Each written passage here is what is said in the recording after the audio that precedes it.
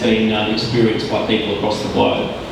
That said, now that we're more than 2 years into the pandemic, what's really clear to me is that while human beings certainly are not generally predisposed to enjoying radical changes in their daily routines, in fact, we spend an inordinate amount of time trying to avoid change altogether. What we've actually found is we're a lot more adaptable than we first believed, and so too has been our economy. That said, the likelihood of some major global economies now entering recession is really a growing risk. Now, what history does indicate, though, about Australia is we are quite a resilient economy in the face of external shocks. And our fortunes are typically a lot more closely aligned to Asia via commodity prices and demand as we're seeing now than they are to Europe. Now, clearly, a US recession will definitely hurt if it happens, and it probably will, but it is manageable.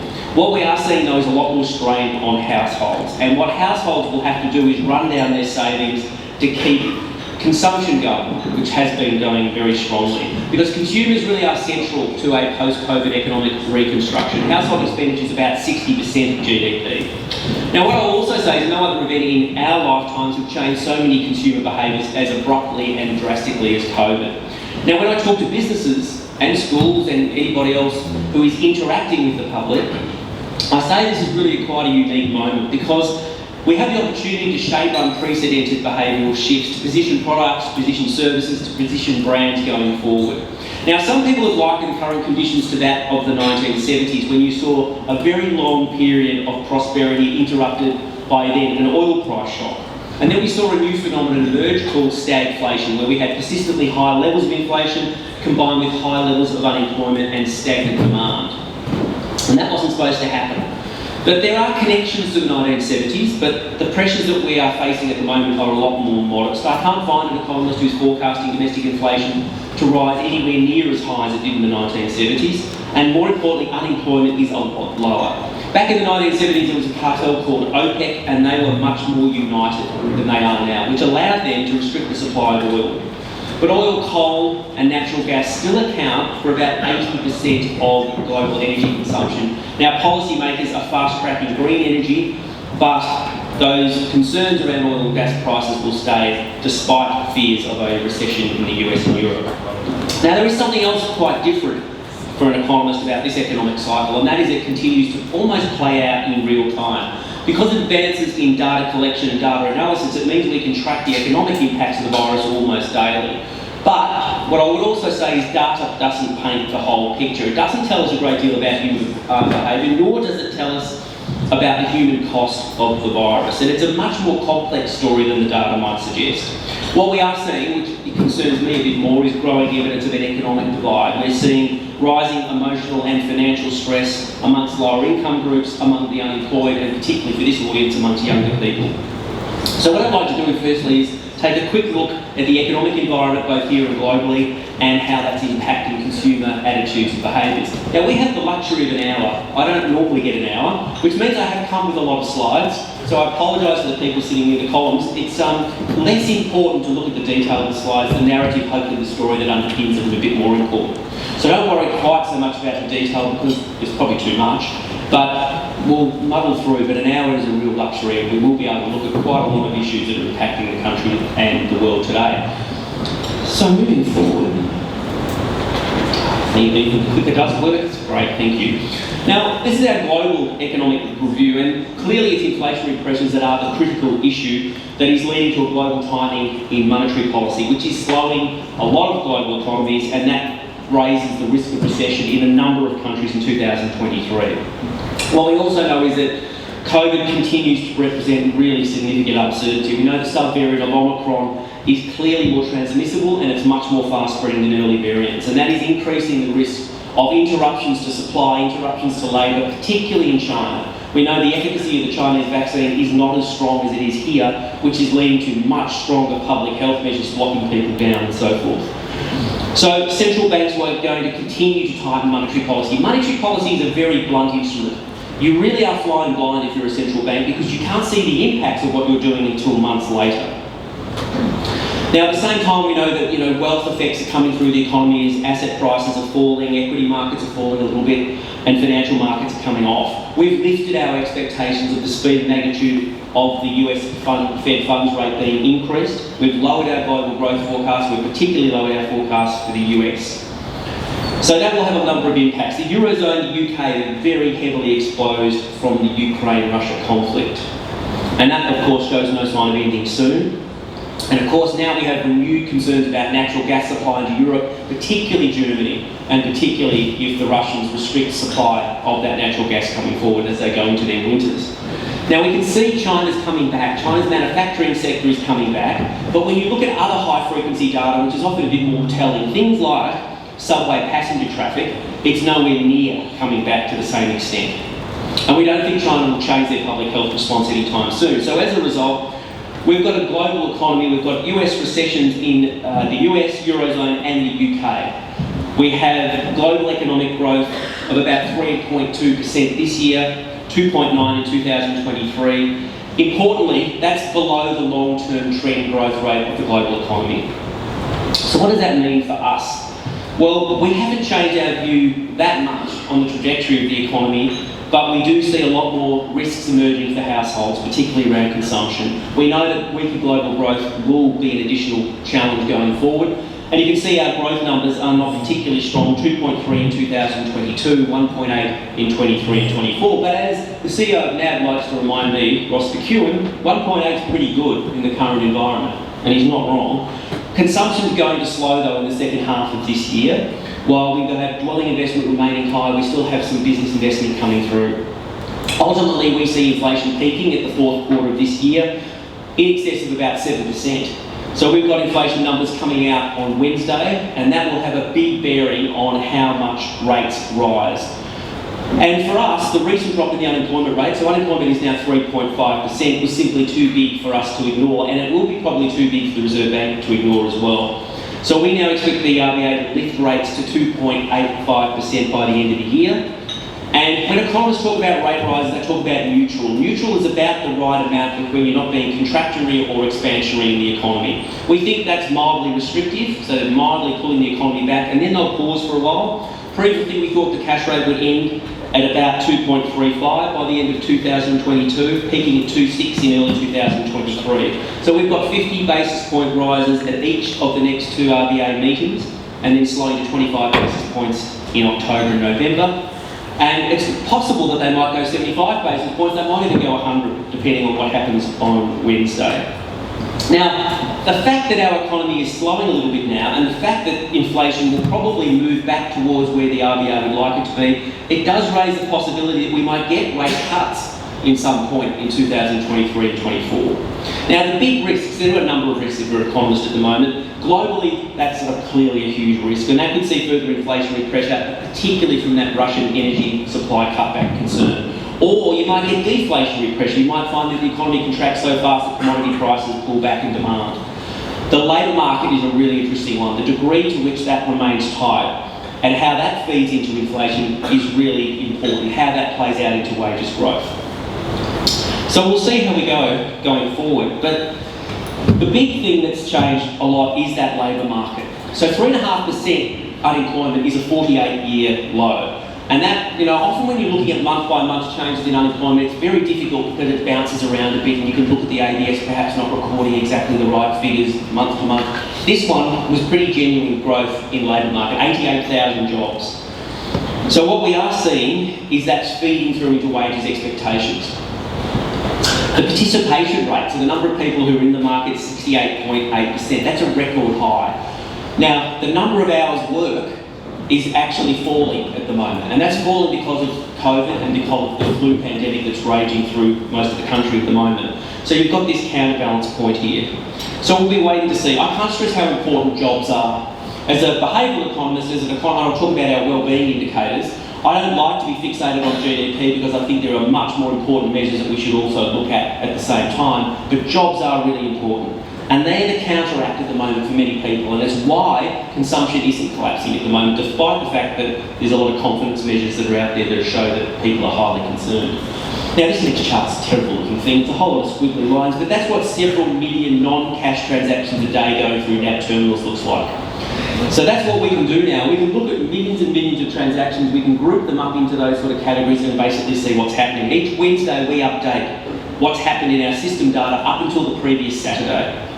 So it's almost real time. There are three things we track. We track transaction spend, credit cards, BPay and so forth. We track revenue coming into our business bank customers. And fundamentally, when you look at that revenue, there's very strong growth in things like mining, agribusiness, transport, manufacturing. There is one sector, even retail looks good. The one sector that doesn't look quite so good is construction. And not surprisingly, we know what's happening to the construction sector, particularly for those builders who are on fixed price contracts, who are finding inflationary pressures pretty challenging. What I can also see is money coming into accounts and money going out of accounts. As a result, one of the things I can see is how many people are getting unemployment benefits. So I can get a rough proxy of what's happening to unemployment.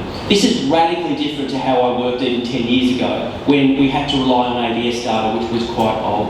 Now, what this showed us is at the end of June, the end of the financial year, sales came. Now, normally you would expect to see people spending more. They did, but they spent over and above what they would normally spend at these end of financial year sales. There was a spending boom going on.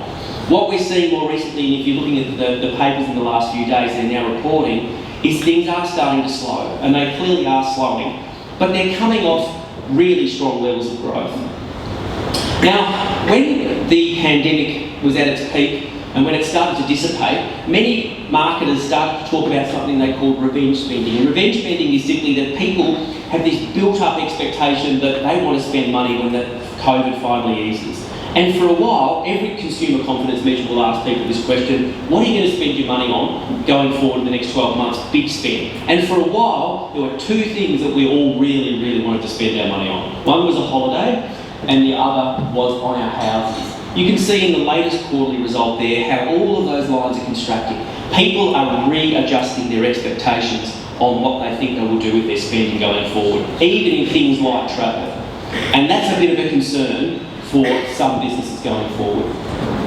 Now, the thing that hasn't contracted until recently was the housing market, but it is clearly now softening. It's softening as a result of mortgages, it's softening as a result of interest rate rises. We're seeing auction market volumes come back, we're seeing clearance rates also decline. We know dwelling prices fell in the month of June, but in aggregate, they're still 24.9% higher than pre-pandemic levels, which is terrific if you own a property, not so good if you have kids who are aspiring to get into the housing market anytime soon. So prices are accelerating in terms of their decline in Sydney and in Melbourne. But in Sydney, for example, prices have now fallen about 3% since their peak in January 2022, after having risen 24% during the pandemic. That's not normal, and that's not healthy for an economy either. So at the same time, we've got a lot of construction still coming through the pipeline. The big question we don't know is all those grants that the government offered, things like Home Builder, how much has that brought forward construction? For the moment, there's a lot of pipeline there, but if you're seeing it with builders now, they are pulling back from new developments. You're seeing developments that were slated to go forward now being pulled because the price would have to go up in at least 20% to cover the cost of what builders have. Now, the most brave thing any economist can do is forecast house prices, and we have a go at it. And our expectation is that across all the capital cities of Australia, house prices will fall by 18% when we get to December 2023. That's about 3.5% this year, and that's 14% over 2023. So in effect, a lot of the gains that have been made in prices over the pandemic would be reversed, particularly in places like Sydney and Melbourne, but you are starting to see Brisbane, for example, starting to level off. The falls are happening now in Canberra as well.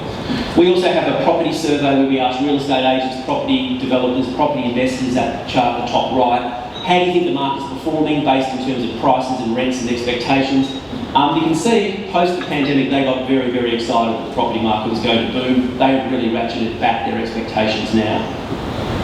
Now, here's a really good reason why property prices are probably going to come back. We ask people a standard question: is it a good time to buy a house?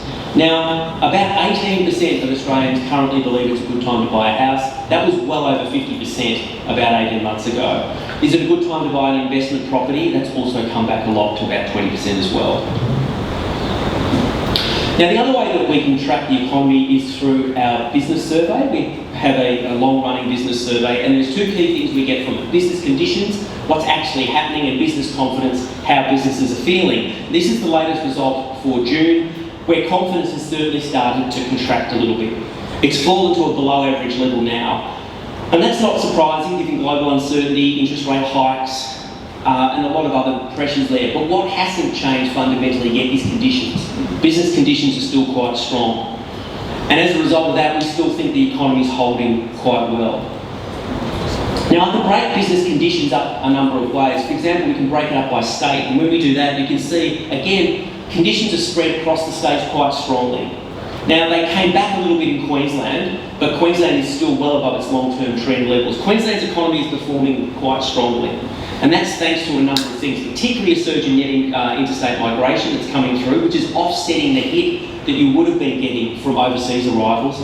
The mining sector is clearly booming because of high commodity prices, and tourism spending is coming back. Queensland's gross state product was nearly $450 billion in 2021-22. That's about $80 billion or 22% higher than the previous year. A lot of that is aided by high coal prices. The government's really happy about that because coal royalty revenue was about $7.3 billion in that year, which is coming at a really important time given the pressures on hospitals, for example. Now, Chinese trade restrictions have clearly had an impact on the amount of commodity volumes that are being exported out of Queensland, but those high commodity prices are really more than offsetting those impacts. Japan has now overtaken China once again to be the top destination for Queensland exports. Japan was, for several decades prior to 2013, the top destination, and it is once again. But the other positives for this state are clearly population growth. And Queensland recorded a net interstate migration figure over a 12-month period of just over 50,000. That's about 1,000 people a week coming into Queensland. Net. So netting out people leaving and coming. The other thing that we can see is consumption spending is coming back here strongly in the services. It's very unusual what we saw during the pandemic where people spent more on goods. We all needed another computer, somewhere to work from home. It's all pivoting back to services, which lends very well to Queensland in terms of things like hotels, cafes and restaurants. It's not doing the same yet in New South Wales or Victoria. Now, I can also break it up by business conditions by industry. And that's when things became a little bit more disparate. Conditions are really quite strong across industries, including retail. Where we are, as I say, seeing soft conditions is in the building sector. The building sector, no other industry is experiencing the sort of margins pressure you are seeing in the building sector at the moment. So businesses are trying to raise their prices as a result, but the prices for those construction sectors with fixed price contracts are really starting to push them in terms of their costs. What we didn't see for a long time, we saw retail boom throughout the pandemic as people pivoted towards online services. The key sector for this state, outside of mining and agribusiness, recreation and personal services, didn't come back. More recently, as we opened our borders and as people have become more comfortable socialising, I was at the football in Melbourne only yesterday. There were 75,000 people. We're a strange state to see a football game, but there were. So things are coming back. Now, there's a number of pressures. One of the pressures that we're tracking, of course, is labour shortages. This is what 800 SMEs tell us about labour shortages at the moment. 4 in 10 say that they continue to be a very significant negative on their business. And that's down a little bit from about 37% in Q1, but it's still a lot of businesses that are still struggling. And more particularly, they expect this concern around labour shortages not to be solved within the next 12 months. And particularly in places like Western Australia who are really struggling, Queensland not quite so much, but that labour shortage issue is not going away, particularly in areas like accommodation. But what we are seeing, so about 3 months ago when we asked businesses in the accommodation sector, how severe is this problem? 60% of them said it was a severe problem. That's now down to 28%. Because as interstate borders are opening, it's taking a lot of that pressure off some key building businesses in this state. But as I say, it's trade workers, it's professional workers, they're the most common type of labour shortages that's going at the moment, along with sales, labourers, unskilled labour and machinery operators and developers. I've got to say, I'm not sure if it's conditions, but when you look at this from the education sector, the churn rate in the education sector is much lower. And the labour shortage issue appears to be lesser than it does in some other sectors. I understand it's certainly an issue for your sector, but in a relative sense, teachers are sticking by the sector. When we ask businesses how this problem can be solved, they're pretty clear about it. They want a lot more traineeships and apprenticeships, and they want to increase migrant intake. So while the borders have reopened, which is helping a lot, there is a huge backlog of applications and delays, which can already be a really very long, year-long approval process. The medium short temporary skilled visa currently takes 83 days to finalise in this country. That's up from 53 days in March. 1/4 of applications are taking at least 1 year to process. The slowest 10% about 15 months.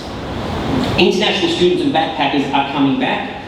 A lot of holidaymakers are coming and it's helping, but as I say, it is quite difficult. One of the problems, one of the challenges that we still have is that we're looking towards foreign students, for example, to come here to fill the gaps in many of the jobs that a lot of us don't want to do or can't do.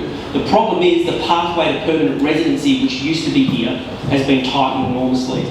Whether that's a good thing or a bad thing socially for our economy, I don't know, but it certainly is restricting the amount of labour that's coming here.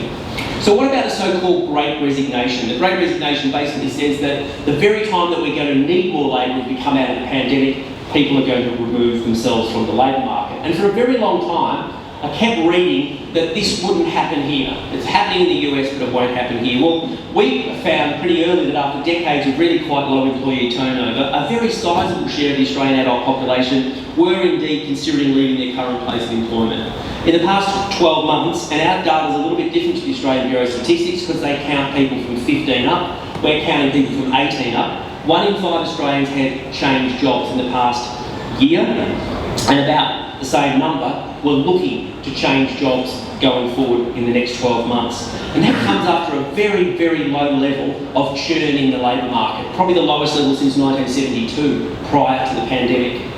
Now we know that young people are the ones that are considering leaving first, and that's not surprising, but there's also a fairly sizable percentage of people, 18%, about 8% amongst 65 plus, who are also looking to move.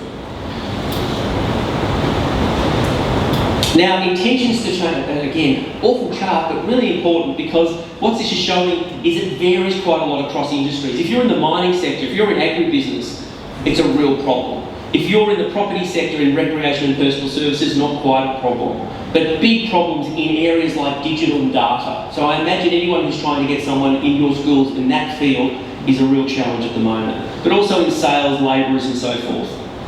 This is going to keep the labour market in a state of flux for quite a long time yet. So that's kind of the fact, but I'm also more interested in this, why are people considering changing jobs? Now there are 2 reasons that most people will leave a job, and you can broadly group them into 2 factors. One is a push factor. Push factors are essentially the things that encourage people to look elsewhere.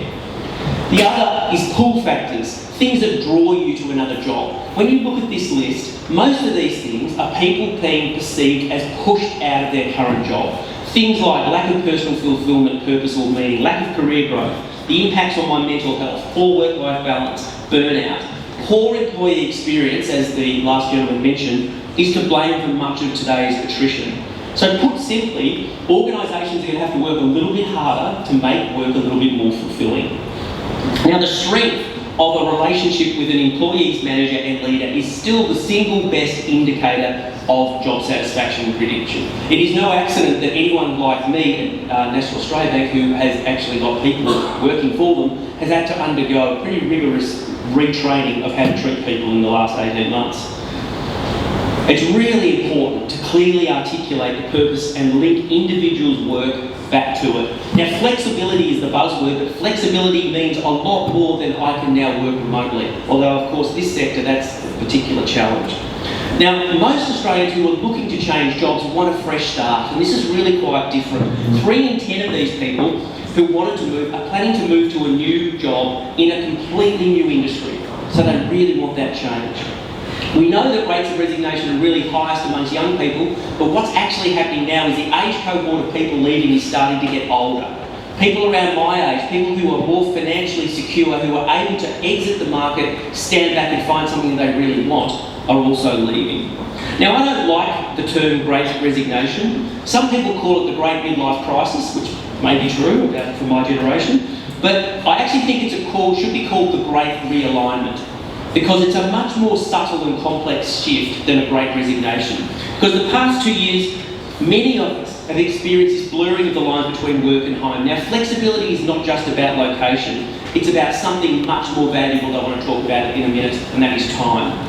So Great Resignation is misleading. Most people aren't just resigning, they're actually leaving, seeking change, refined by COVID, enabled now by technology, and helped by labour shortages.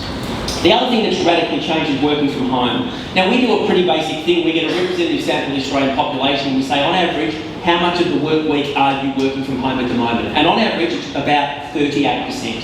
So that includes people who aren't working from home, it's an average.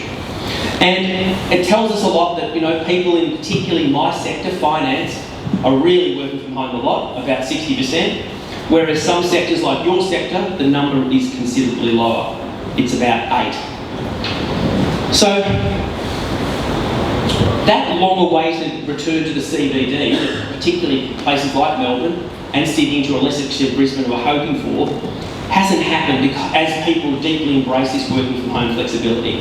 What this chart does is it says to all of these people, here's what you are currently doing. If I gave you complete flexibility, tell me how much of your work week you would actually like to work from home. So that number goes from, on average, 34% to 48%. In other words, none of us, in no sector, irrespective of age, gender, income, location, are currently working from home as much as we would like to. And that's a really awkward conversation and a painful reality for many sectors. So what's stopping us coming back? The big thing, as I go back to, is time, commute time. It's the most common obstacle. When we said to people, how far are you prepared to travel for work? What we're seeing is people don't like travelling to work. They never have. The magic number was always around 30 to 45 minutes. It's now under 30. People really don't. And it's reinforced by the fact that transport costs are also rising now because of petrol prices and so forth. So COVID, though, is weighing less on people's psyche. COVID used to be the overwhelmingly strong reason people didn't want to go back to the office. It's not anymore. It's that lack of flexibility in commute time. Now, the big driver in the economy, as I mentioned before, is consumer confidence, and there are so many consumer confidence measures out there. What doesn't get reported very well is that consumer confidence is actually not a very good predictor of what people actually do. So it's really interesting to ask people. Most people feel the economy's changed months after it actually has changed. So we don't have a consumer confidence measure. We have something which is probably, I think, is a little bit better, but it's not great. It's a consumer stress index. And we ask some really basic things. We say, how worried are you about a whole range of factors? Things like typical household stresses, job security, health, ability to fund retirement, government policy and cost of living. Now the second chart is really important, and it helps explain the optimism that perhaps someone like my boss has, is that you can see that green line is shooting up. And there's no surprise to anyone here, that's cost of living pressures. Very top of mind for people, and I'll show you particularly how that's impacting in a minute. But the grey line that's going in the opposite direction is job stress. Most of us with an unemployment rate of 3.5% are pretty comfortable still at the moment that our job is pretty safe. The problem, when that confidence measure ticks over to being a real problem to the real economy, is when that measure starts going back up again. When people start to feel, or when they actually lose their job, real economic activity starts to get hit. So, economists love averages, because that's an awful chart for the poor person at the back. But this one is a much worse one, because I'm taking the average line, average consumer stress, and I've shown you what it looks like by age, income, gender, like occupation. There's no such thing as average. I've never met an average person. Some people on that list we should be more concerned about than others. And not surprisingly, it's the unemployed, it's people who lost their primary source of income because of COVID, and it's young people. They're the groups that are really starting to come through. Now, when you talk about the cost of living, the way that most people sum it all up is called the CPI, which comes out Wednesday. That's a basket of goods that the Australian Bureau of Statistics track. Now, one question often gets fundamentally unasked. If you as a business put up your prices, will people actually notice? And I can assure you, most of the time, they do not notice. At the moment, they really do notice. And they're noticing for a number of reasons. They're noticing because the traditional things that they buy, the traditional things that we all need, are the very things that are going up a lot. Groceries. Food is the second biggest cost expense people will have outside of their house. Transport. Another one, utility bills. Really lumpy, annoying prices that are going up and highly visible are the very things. But something else has happened to the Australian psyche. Normally when I ask this question, if I go back over time, those three things will always be top of mind. Even if they're going down, people will perceive they go up. But now, because we're so sensitive to cost of living, people perceive the price of everything they buy. Everything is going up. Now, it is going up for a lot of things, but I can assure you things like our clothes, thanks to outsourcing to third world countries, have gone down in price. But people still perceive these prices are rising. So they're changing their behaviours. They're doing a number of things learning during COVID. Because I have to say, I've got a child who was in the private system, I have a child in the public system, and it was chalk and cheese between how well my child in the private sector was supported during COVID. But I think that could just be a perception. And particularly around better support for children with special needs. Again, I find that a little bit surprising. So I wanted to finish off with some of our research. Now, I like talking about wellbeing to this group. I like talking to it to schools because schools don't question why an economist would actually be bothering to track wellbeing. Lots of people do. A lot of people say to me, can you just stop that bit when you get to the wellbeing happiness bit? Well, GDP is a really important predictor, but it was never designed to be the sole measure of prosperity. So I actually do agree that the new Treasury is doing the right thing by borrowing from New Zealand's wellbeing budget. The cynicism, I've got lots of journalists ringing me about that because I'm supposed to understand wellbeing. A high degree of cynicism that if you track wellbeing, then all our taxes will go up, was the standard line I got from most journalists. Now, the reality should be that if we start tracking environmental sustainability, social inclusion, mental health outcomes, that we might actually be able to channel government monies into where they're most needed. So we have a wellbeing index. Our wellbeing index is modelled on the work of a man called Daniel Kahneman, who won a Nobel Prize in economics, and he's not an economist, which I'm not sure what that tells you about my profession. Now, it's really important to differentiate between happiness and well-being, because well-being is much broader. So we track life satisfaction, life worth, anxiety and happiness. Happiness is a short-term emotion and it changes over time. So when we started to track it through the pandemic, you would have thought when the pandemic hit that wellbeing would collapse, and it actually did. That doesn't surprise me. What did surprise me was how quickly it came back. People's resilience kicked in and their ability to bounce back came back very quickly. But something didn't come back. The difference between people reporting very high levels of wellbeing and very low levels of wellbeing started to widen. So what actually drives wellbeing higher and lower is a really interesting question, because it's all very well to ask people, well, how are you feeling? But when we say to it, people, what adds? And again, I'll go back to my original point about pet humanisation. If you don't have a dog, a cat or a budgie, and your children don't have access to one, I would get one. Because when you ask people what's the biggest positive driver of your wellbeing, pets are number one. Now, I've done this research in many other countries. I've done it in New Zealand, and I've had someone say to me in a very large financial organisation, I'm not letting you put out research that say people care more about their pet than they do about their personal relationships. And I said, well, you probably don't want me to tell you that the happiest people in our survey are widows, and it's not for that reason. It really isn't. I will clarify it. Women are much more resilient and much better able to form friendships and relationships after their partner dies. So it's not about that, but the messaging can get a little bit tricky.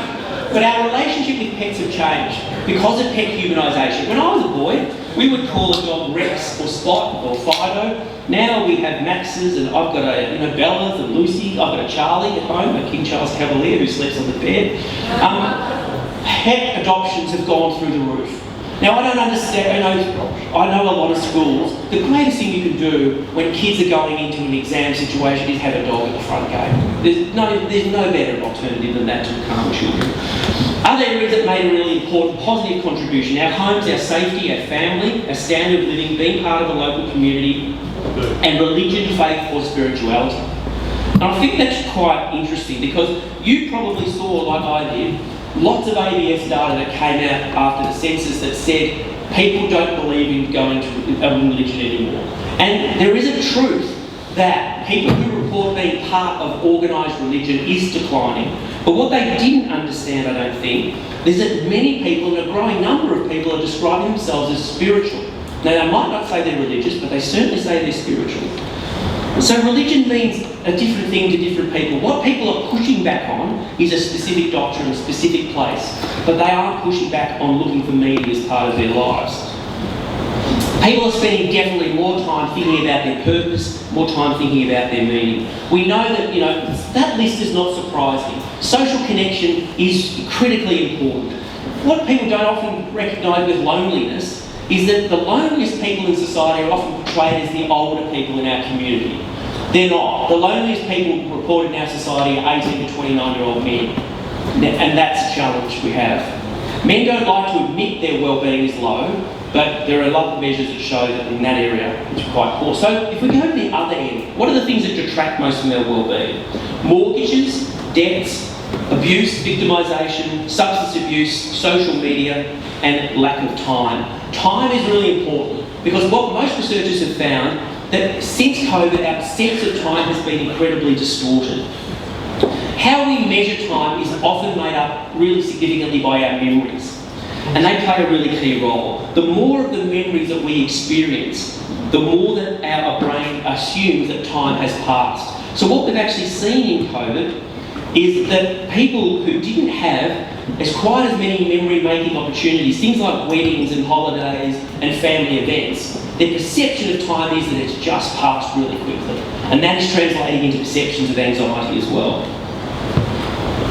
So whenever I tell someone that I try and measure happiness for a living, the inevitable question comes up, what's the secret to happiness?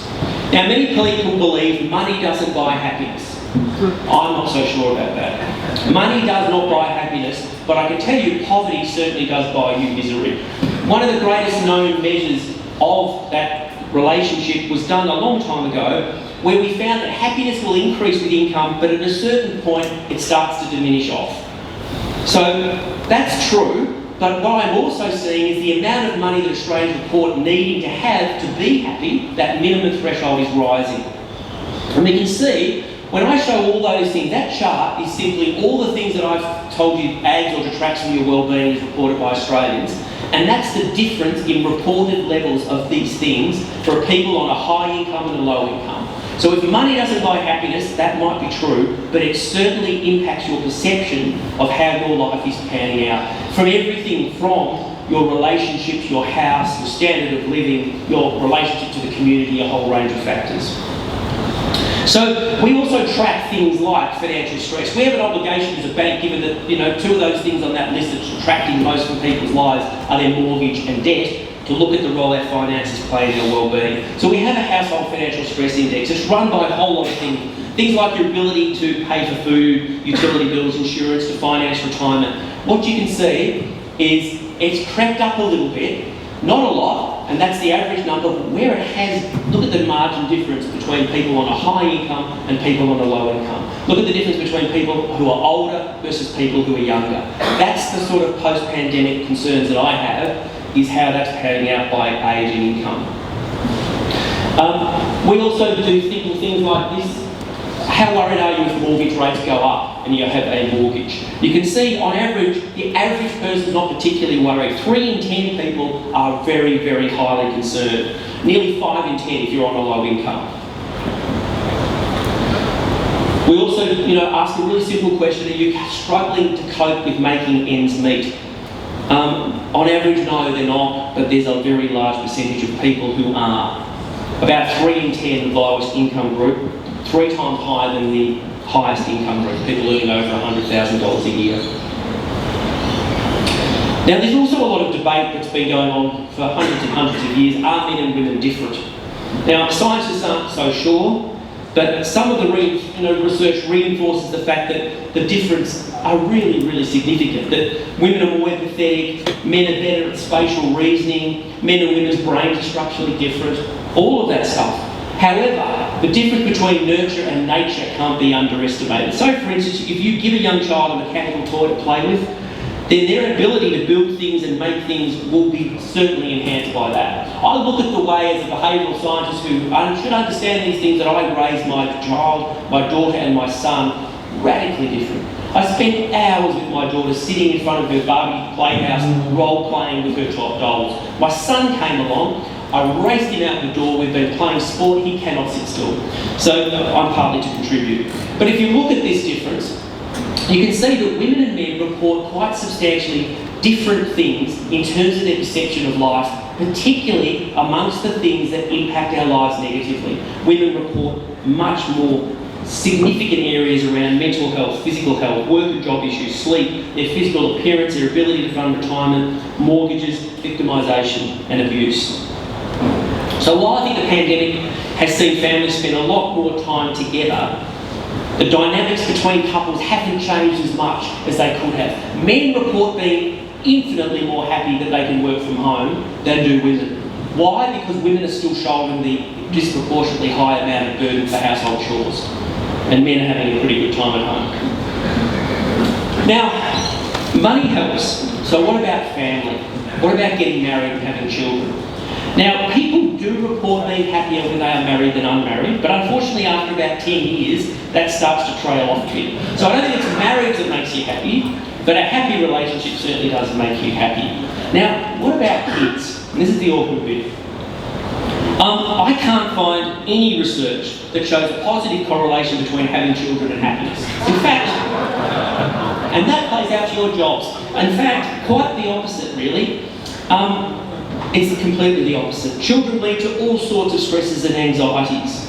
So people with children report much lower levels of well-being. But of course, like money, it's a little bit more complicated, because the extent to which children make you happy depends on where you live. If you were in Norway right now, for example, you would report similar levels of happiness irrespective of whether you had children or not children. In fact, people with children are slightly higher. If you're in Australia, the UK, it's lower. If you're in the US, it's really low for people with children. What's the differentiator between those two things? It's not just the cold weather, it's the fact that they have really good supportive policies for childcare for women and supportive relationships for women too. That makes a difference. The other thing though that makes this complicated is there's more to life than happiness. And one of the most powerful sources of life satisfaction a human being can get is having children. So the interesting question for me is not so much whether having children makes you happy, but the extent to which our happiness has become so linked to our children. What about age? And this is the bit that starts to make me a little bit happier. Because there's a remarkably persistent pattern across society that shows as you get, people are least happy in their 40s and early 50s. I'm just coming out of that, so I'm starting to get a little bit happier. The global average is 46. The link between age and life satisfaction is known as a happiness curve. As we get older, we start underestimating our future happiness, and then we're pleasantly surprised by reality. Young people tend to overestimate their happiness and are very disappointed.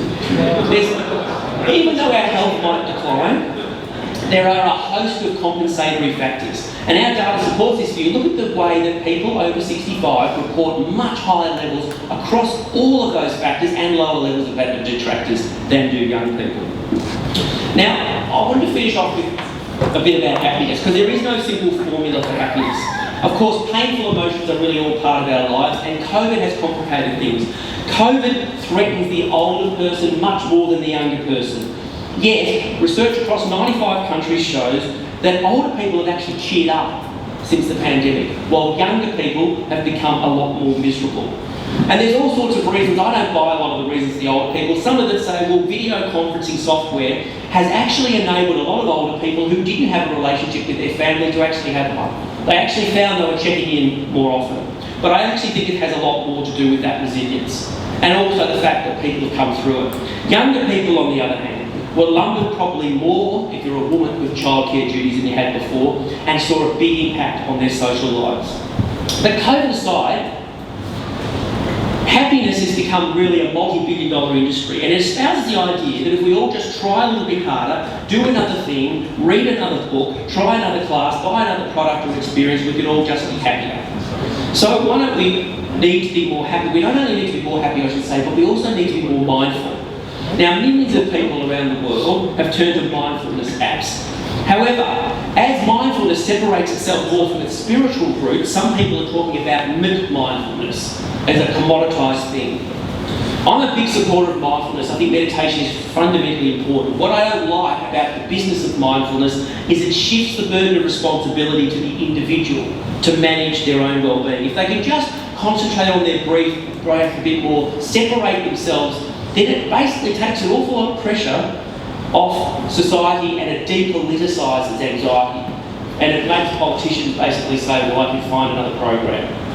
Now, I'm not dismissing self-help books. I think they're really important, but I will tell you what a really famous book publisher told me is that it's called the 18-month rule. The people who buy a self-help book most often will buy another one within 12 months, so I'm not sure how good they really work. Now, in tandem with that, there's a growing industry that's feeding off parental concerns around their children's happiness.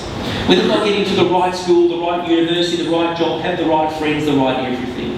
So how many people here today can honestly say that your parents spent anywhere near the amount of time micromanaging your happiness as we do our kids today? Now, if you Google happiness, you come up with some classic images. No one really knows what it is, but Google tells me that happiness has a lot to do with balloons, rainbows, swings, kites and beaches, because they're the images I get. What's often easier is to ask people what makes them unhappy, because unhappiness is a bit easy to grasp. So here are my current top 10 ways to be unhappy. So what you need to do is practice negative thinking. You need to focus on your limitations, be pessimistic, indecisive, focus on problems rather than progress. Put pressure on yourself to be happy, stay happy, try to buy it. Focus on material things rather than spiritual things. Never be satisfied with what you have. Always compare yourself to others. Do things you don't love, stay in jobs you don't love, do things you don't enjoy. Stay in relationships that no longer make you happy. Never share your expectations with other people, what happiness looks like for you, so they never have any idea. Stay home, promote bad habits and addictions, always expect instant gratification. Develop a sense of hopelessness, blame others, hold grudges, avoid making new friends, try to change things that cannot be changed, fail to value time wasted, always choose money over time, and above all, spend your time thinking about yourself. Avoid cultivating gratitude, forgiveness, and kindness. So I think perhaps the key to happiness might actually be unhappiness, or more particularly being more conscious of the things that make us unhappy. What I think is happening is our anxieties are resulting in us working a lot harder. We're spending more time distracted by a lifestyle that we think will make us less anxious and happy, which ironically is making us more time poor and depriving us of many of the very things that actually make us happier, which is making us more anxious and our children more anxious. Thank you very much.